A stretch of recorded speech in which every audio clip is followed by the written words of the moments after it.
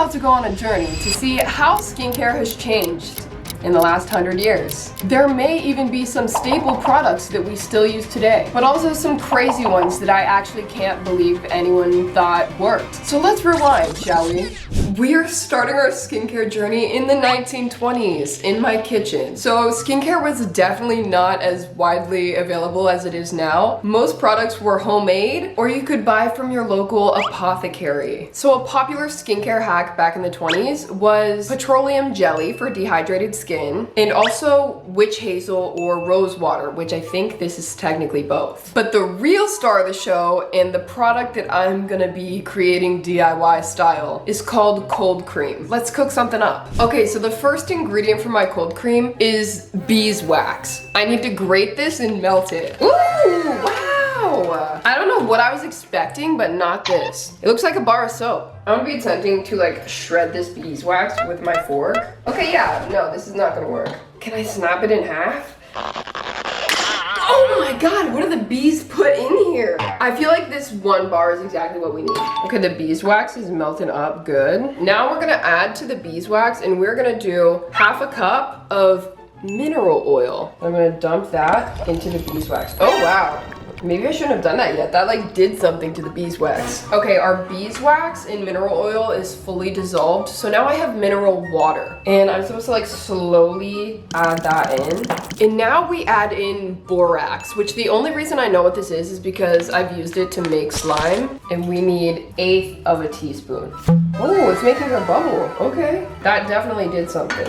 Okay guys, it cooled down and I put it into here. It looks so good. It looks like lotion. I don't know what I was expecting, but not this. I have my little jar here and I put our cold cream in here. So let's try it on the skin and see how it feels. The consistency is very accurate to a moisturizer, so I feel like I did it right. And it's blending out like pretty good. It feels very similar to a product that we would use now for barrier protection. Honestly, I rate our 1920s cold cream a 9 out of 10. I'm very happy with this. And I have sensitive skin and it's not irritating me.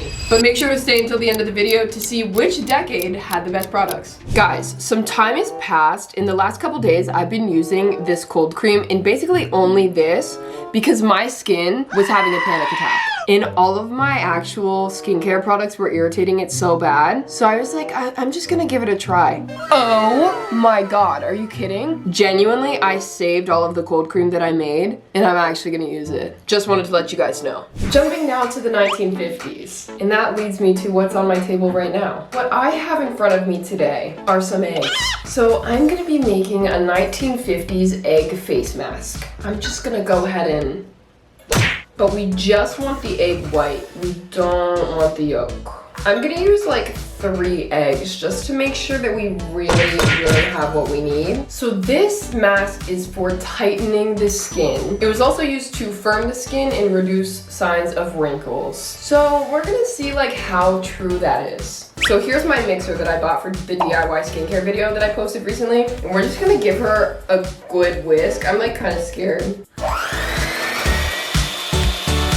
Okay, low-key, I'm like flinging egg whites everywhere, but I feel like that's good. So now she turned into like kind of a foam consistency, and that's when you know that it's about to cure your wrinkles. Here is our egg white face mask. So I have a little brush here. Look at this. And now I guess we have nothing left to do but just attempt to put her on the skin. So I'm just gonna kind of paint this everywhere and then we let it dry. It feels really like cooling on the skin and hydrating, but I have to like dissociate from the fact that it's an egg. Now I'm gonna let it dry and we're gonna see what happens. A few moments later. She's all crusted up now, so I'm gonna wash it off. But it feels very cooling and very similar to a clear gel mask that you would buy at the store. I washed off our egg white face mask and now I actually thought I was gonna be a hater. I was very prepared to be a hater, but my skin is glowing.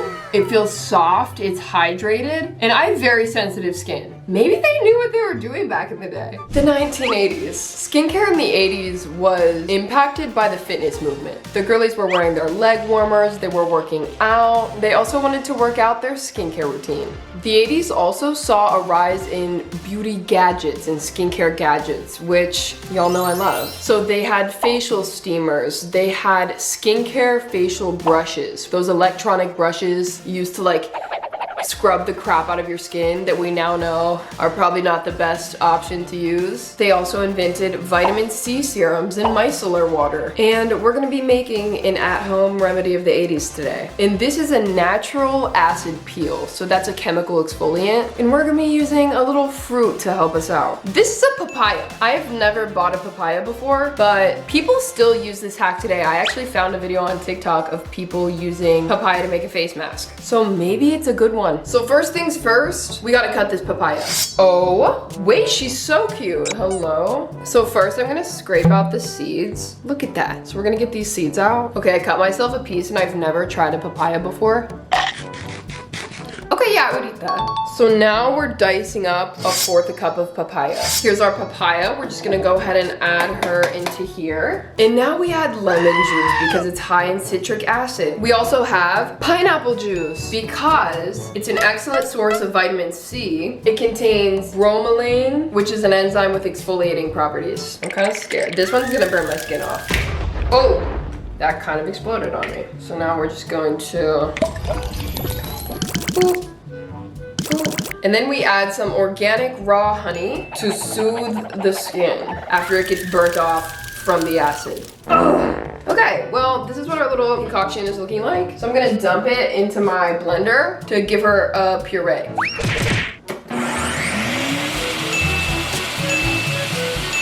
All right, so she's done, and this looks like something I would want to put on my face, I guess. And here she is. Let's try it. I'm ready to try our papaya mask. I really don't see a world in which this ends well for me. I feel like all the acid on my sensitive skin is really gonna harm me. So I'm doing this for you guys. You better like that video. You better comment how strong and brave I am and dedicated to my craft. And if you're not subscribed, I don't even need to say it. So I guess let's put this on. All right, here we go. It smells very papaya-y. So this is gonna like get away our dead skin cells and exfoliate the skin. The honey's gonna hydrate. It's the lemon juice and the pineapple juice that I'm like terrified for. It feels itchy and tingly. That's definitely never something that's good. Okay, I'm gonna let that sit and then I'm gonna wash it off and we're gonna see what I think. A few moments later. I left it on for like 5 minutes and it started burning my face so stinking bad. You can see my cheeks are like a little bit red. It was starting to come back out. It's like still feels itchy and burny. So this one's gonna be a no for me. So let's move on, shall we? Now in the 2020s, preppy skincare has taken over, kind of.